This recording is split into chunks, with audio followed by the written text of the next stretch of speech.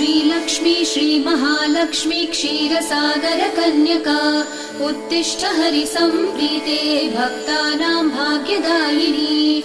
श्रीलक्ष्मी श्रीमहालक्ष्मी क्षीरसागर कन्यका उत्तिष्ठ हरिसम्प्रीते भक्तानां भाग्यदायिनी।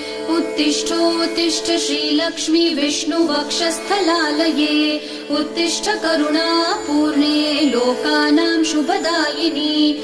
उत्तिष्ठोत्तिष्ठ श्रीलक्ष्मी विष्णुवक्षस्थलालये उत्तिष्ठ करुणापूर्णे लोकानां शुभदायिनी। श्रीपद्ममध्यवसिते वरपद्मनेत्रे श्रीपद्महस्तचिरपूजित पद्मपादे श्रीपद्मजात जननी शुभपद्मवक्त्रे श्रीलक्ष्मी भक्तवरदे तव सुप्रभातम्।